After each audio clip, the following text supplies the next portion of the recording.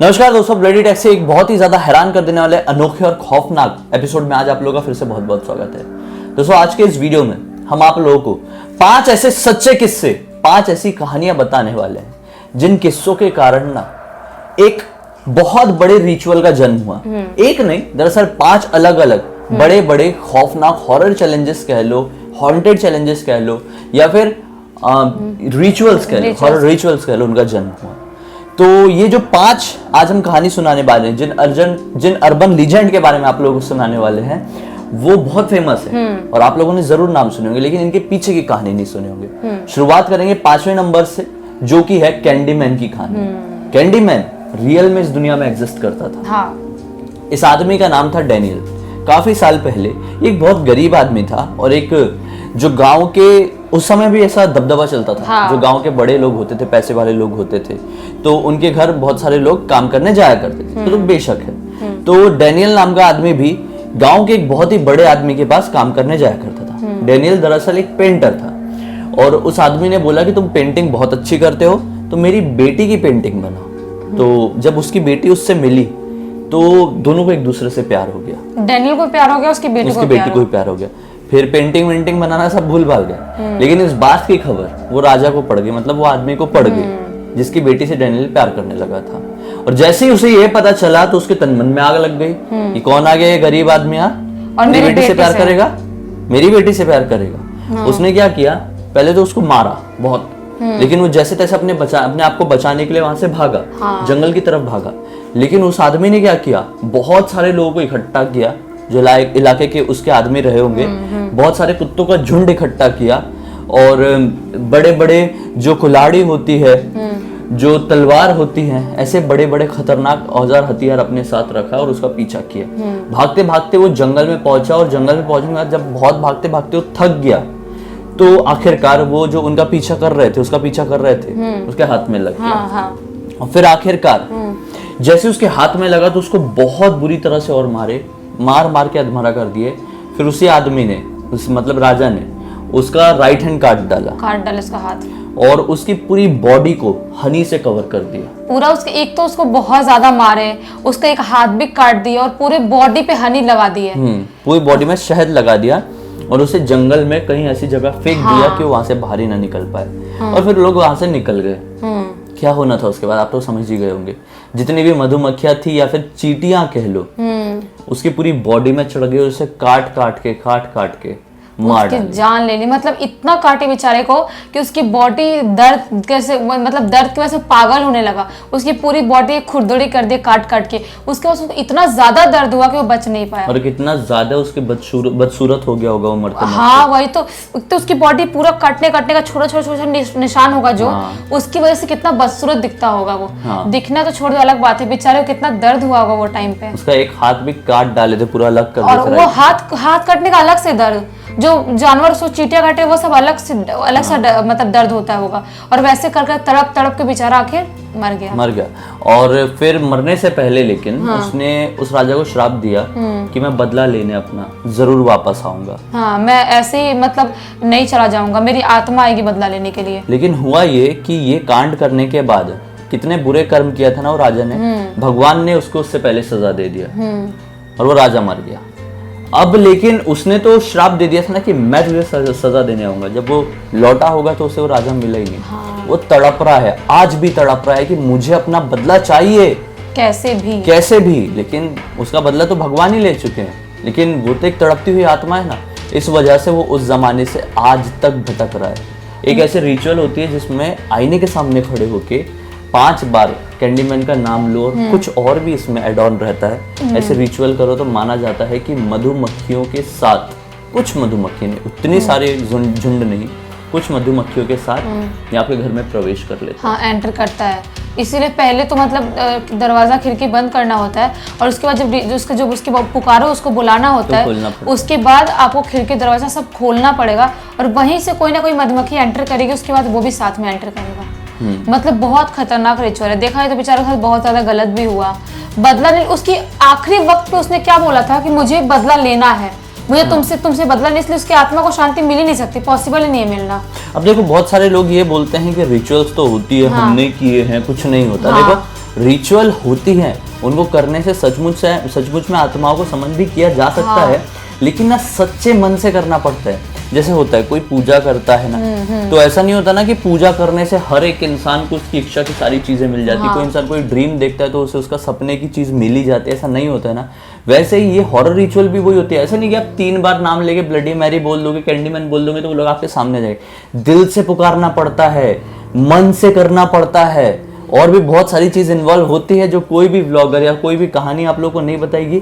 वो सब करना पड़ता है, तब ये आत्मा आपके सामने आती है। और अगर आपको पता भी नहीं चलेगा, वो आपके सामने आएगी और आपको बर्बाद करने स्टार्ट कर देगी और आपको एक भनक तक नहीं लगेगी, क्योंकि हमारे साथ ऐसा हो चुका है। उन रिचुअल्स करने में अगर आपसे थोड़ी सी भी कमी रह गई ना तो आपके सामने नहीं आती, लेकिन आपने एग्जैक्ट कर दिए तो आएगी ना, फिर जिंदगी भर पछताओगे। हमने भी एक कैंडीमैन चैलेंज किया क्योंकि हमारे अब साथ उसमें हुआ क्या है। हुआ था कैंडीमैन में, वो जानना है आपको तो आप हमारे उस वीडियो को देखो। इस वीडियो के डिस्क्रिप्शन बॉक्स में उसका लिंक जरूर डालूंगा, देखना। वही तो हमारे करने के बाद अपन कितनी प्रॉब्लम होती थी।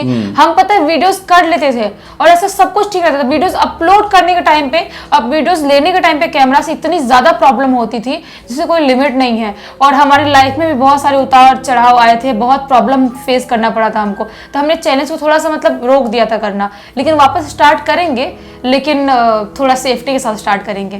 खैर, चौथे नंबर में अगली कहानी जो कि है सारा सरीटा की कहानी। सारा सरीटा नाम की 2 लड़कियां थी जो दोनों बहनें थी और जुड़वा बहनें थी।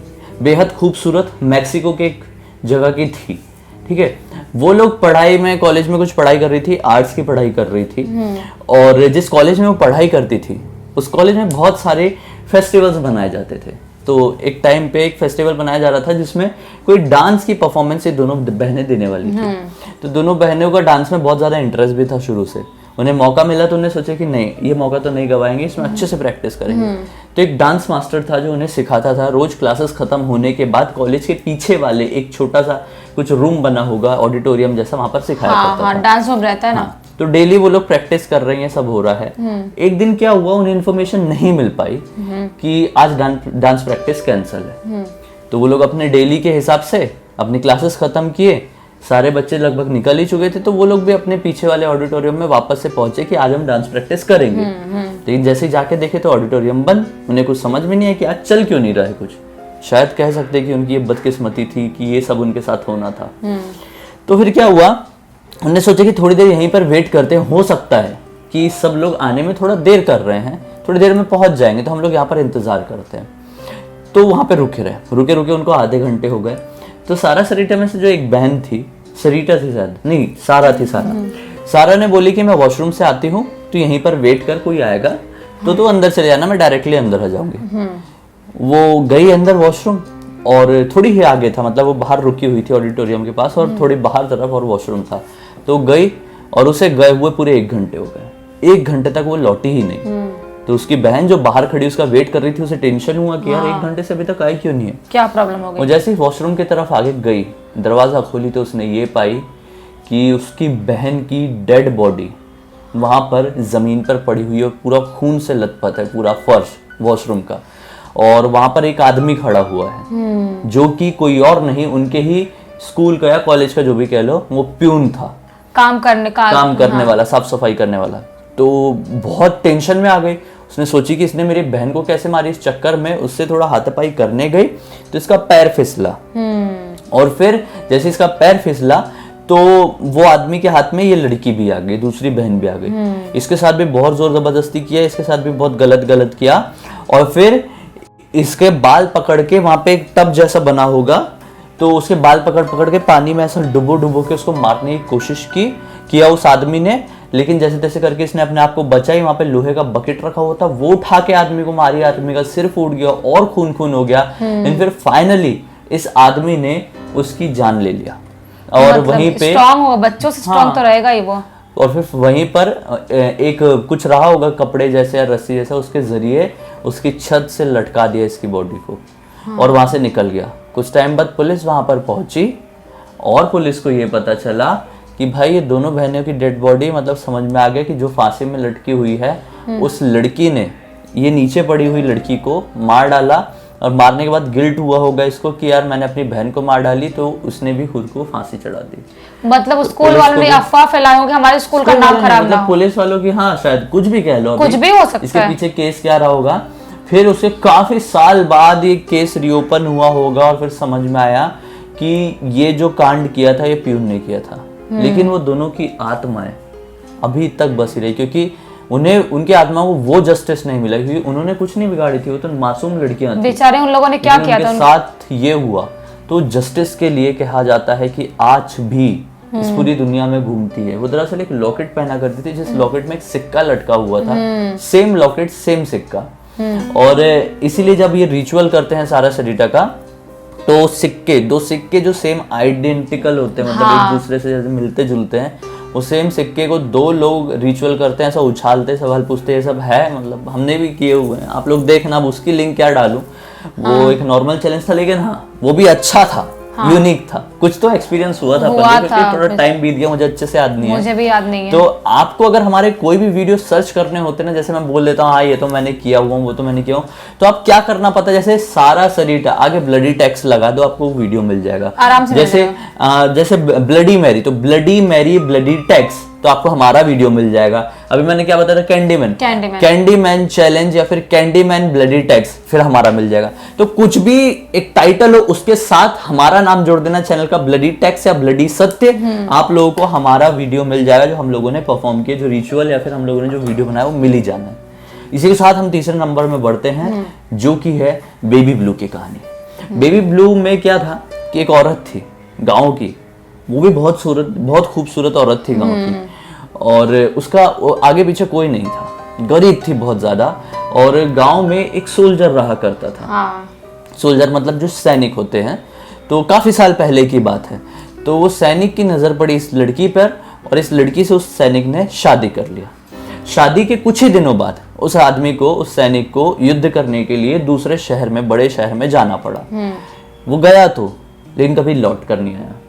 कुछ टाइम बाद उस औरत को लेटर मिला, उस लड़की को लेटर मिला कि ये शहीद हो चुके हैं युद्ध में। वो पूरी तरह से डिप्रेशन में चली गई। उसके बच्चे भी पैदा हो चुके थे, बच्चा भी, मतलब एक बच्चा था, एक बच्चा, छोटा बच्चा था, और बहुत कम उम्र थी उस बच्चे की, मतलब कुछ ही टाइम पहले ही पैदा हुआ था, बहुत छोटा था, आई थिंक गोद में ही था। हाँ गोद में था, चलना भी नहीं सीखा था। तो डिप्रेशन में चली गई। बच्चा रोते रहता था, ये बैठी रहती थी। बच्चा भूखा पड़ा है, ये बैठी है। बच्चे की तबीयत खराब है, ये बैठी है, मतलब बस रो ही रही है, बैठी हुई है। कुछ दिन बाद इसके आंसू भी सूख गए, बहुत डिप्रेशन में चली गई, बहुत डिप्रेशन में चली गई, क्योंकि अब तो मेरा सचमुच में कोई नहीं बचा, सब कुछ मिला था और फिर उसके बाद सब कुछ फिर से छिन गया। फिर एक डिप्रेशन में जा जाके इतने उस कंडीशन में पहुंच गई कि पागल जो हो जाते हैं उस कंडीशन में पहुंच गई। एक दिन ये बस ऐसे ही रूम में बैठी हुई थी कि इधर उधर घूम रही थी, अचानक से उसकी नजर पड़ी दीवार पे लटकी हुई अपनी शादी की पेंटिंग पर, और उसे देखकर बहुत ज्यादा वो हो गई, मतलब उसे याद आ गया ना, सब कुछ वापस से रिकॉल हो गया, और वो इतनी गुस्से में आई कि उसने अपनी शादी की पेंटिंग निकाल के जमीन में पटक के फोड़ दी, जिससे बहुत जोर से आवाज हुई। अंदर वाले कमरे में उसका बच्चा सो रहा था, जिससे उसकी नींद खुल गई। बच्चा घबरा गया होगा, छोटा सा तो था। हाँ, इतनी जोर से क्या आवाज आई, वो रोने लगा जोर जोर से। वो इतनी ज्यादा हाइपर हो गई कि वो बच्चे की आवाज से हाइपर हो गई कि वो जो जमीन में कांच का बड़ा टुकड़ा पड़ा रहा होगा तस्वीर से जो फूट के निकला था, वो कांच के टुकड़े को लेके गई अंदर, बच्चे का सीधे गला काट दिया। इतने छोटे से बच्चे का गला काटी, आवाज बंद। और फिर उसको रियलाइज हुआ ये मैंने क्या कर दिया। जैसे रियलाइज हुआ तब तक बहुत देर हो चुकी थी। उसने उसी कांच के टुकड़े से खुद की भी जान ले ली, खुद के भी गला काट के हत्या कर दी। यार उसको पछतावा हुआ होगा ना कि मैंने अपने इतने छोटे से बच्चे को मैंने मार डाला, और वो डिप्रेशन में था, पागल टाइप हो गई थी। तो उसको समझ में ही नहीं आ रहा था मुझे करना क्या है, मैं कर क्या रही हूँ, इसीलिए उसने बच्चे को मारी और खुद को भी मार डाली। उसके बाद से आज तक अगर आप मिरर के सामने खड़े होगे 13 बार शायद हो ना, बेबी ब्लू को बोलेंगे अपन, समन करेंगे कुछ मंत्रों के उच्चारण से, उसमें कुछ बोलना पड़ता है, तो माना जाता है कि बेबी ब्लू अपने बच्चे की लालच में हमारे पास आ जाती है। हमें दरअसल झूठ बोलना पड़ता है इनके सामने, तुम्हारा बच्चा हमारे पास है, तो वो हमारे सामने आती है। फिर से मैं कहूँगा ऐसे ही नहीं आ जाती कि आप खड़े होकर और बोल रहे हो और फिर बोलोगे नहीं आई, ऐसे नहीं आएगी भाई। उसके लिए बहुत मन से करना पड़ता है, बहुत दिल से करना पड़ता है, फिर क्या होगा वो आप लोग समझ भी नहीं पाओगे कि आपकी जिंदगी में क्या। बेबी ब्लू का सबसे खतरनाक रिचुअल था हमारा, जो हमारी जिंदगी में अभी तक याद है, तो इसको करने के बारे में बिल्कुल मत सोचना, हमारा वीडियो देख लो पता चल जाएगा। कर भी लेंगे तो मतलब मुझे नहीं लगता कि बहुत कम लोग होते हैं एक्चुअली जो मन से करते हैं। बहुत सारे लोग तो सिर्फ देखने के लिए करते हैं। अच्छा देखते हैं भला ब्लडी मैरी या बेबी ब्लू आती है कि नहीं, आई नहीं, सामने खड़े होकर बोल दिए नहीं आई, और फिर आप लोग इल्जाम लगाओगे हमारे ऊपर की झूठी कहानी है, लेकिन ऐसे नहीं आती है। हमारे साथ बहुत गलत हुआ था। अभी मैं क्या बताऊं, छोड़ो, मैं बताना भी नहीं चाहता कैसे आती है। खैर, सेकंड नंबर में आता है ब्लडी मैरी की कहानी। ब्लडी मैरी, ब्लडी मैरी की कुछ ऐसी कहानी है कि आज से काफी सालों पहले यूरोप में कुछ ऐसी प्रथा थी कि जिस भी लड़की की शादी होने वाली है अभी कुछ ही दिनों बाद, उसे एक प्रथा जरूर करनी होती थी। वो प्रथा ऐसी थी कि उस लड़की को अपने एक हाथ में मिरर रखना पड़ेगा, एक छोटा सा आईना, और दूसरे हाथ में कैंडल पकड़नी पड़ेगी। और जैसे ये सीढ़ियां हैं, समझ लो यहाँ से सीढ़ियां शुरू हो रही है ऐसी, तो उसे ऐसा उल्टा चढ़ना पड़ेगा, उल्टी बॉडी करके। उल्टी मतलब सीधी नहीं चढ़ सकती, सीढ़ी ऐसी गई है तो वो ऐसी नहीं जाएगी, वो ऐसी जाएगी, ऐसे पीछे पीछे उल्टे पांव से उल्टी उल्टी सीढ़ी पे चढ़ेगी। और माना जाता था कि ऐसा जो कोई भी लड़की करेगी वैसे सबको करना पड़ता था। हाँ, कंपल्सरी था। तो बोलते थे कि जिस लड़की को ऐसा अपने पति की छवि दिखाई दे दी उस आईने में, तो माना जाता है कि उस लड़की का आने वाला जीवन अब बहुत अच्छा बीतेगा, उसकी जिंदगी में कोई प्रॉब्लम नहीं होगी। लेकिन जिस किसी लड़की को भी वो आईने में ऐसा करते वक्त कोई भूत जैसी आकृति दिख गई, या भूत की झलक मन में ही आ गई, या कुछ कंकाल दिख गया, खून दिख गया, तो उसके आने वाली वैवाहिक जिंदगी और नॉर्मल जिंदगी पूरी तरह से बर्बाद हो जाएगी। तो ये लड़कियां सब करती थी, तो एक मैरी नाम की लड़की ने भी ये प्रथा की। लेकिन ये प्रथा करने के दौरान उसे आईने में अपना पति तो नहीं बल्कि एक कंकाल दिखा। हाँ। उसे समझ में आ गया कि मेरी आने वाली जिंदगी अब पूरी तरह से बर्बाद है।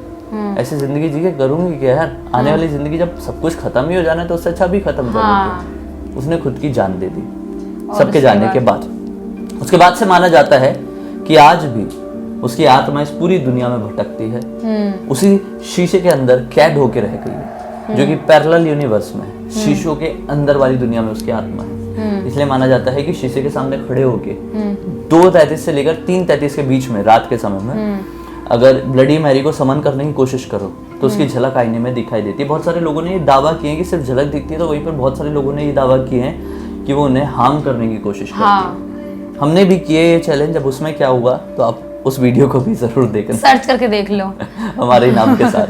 और फिर आखिरकार में फर्स्ट नंबर में आती है ला यूरोना चैलेंज। ला यूरोना की कहानी जो कि जिया बताएगी। बेसिकली एक औरत थी मारिया नाम की, जिसकी शादी हुई थी एक आदमी से, और उस आदमी शादी के बाद उसके 2 बच्चे हुए थे। और उसके बाद उसका आदमी, बच्चे होने के बाद उसका आदमी शहर में जाता था, और शहर से बहुत ज्यादा दिनों के बाद आता था, मतलब बहुत कम आता था, और बच्चों से सिर्फ प्यार करता था। अपनी वाइफ से प्यार करना मतलब बहुत ही टोटली कम कर दिया था। उसको डाउट होता था कि मेरा पति मुझसे प्यार क्यों नहीं करता है, सिर्फ बच्चों से लगाव है। तो उसको बाद में पता चला कि जो एक मेरा आदमी है बाहर, मतलब शहर में भी एक औरत शादी करके रखा है और उसके भी बच्चे हैं। ये बात सुन के उसको बहुत ही ज्यादा गुस्सा आया, और फिर गुस्सा आने की वजह से एक मतलब कुआं तालाब जैसा कुछ होता है ना पानी वाला, वहां पे ले गई और अपने बच्चों को वहां पे डुबो के मार डाली, और उसके बाद खुद की भी जान ले ली उसी पानी में।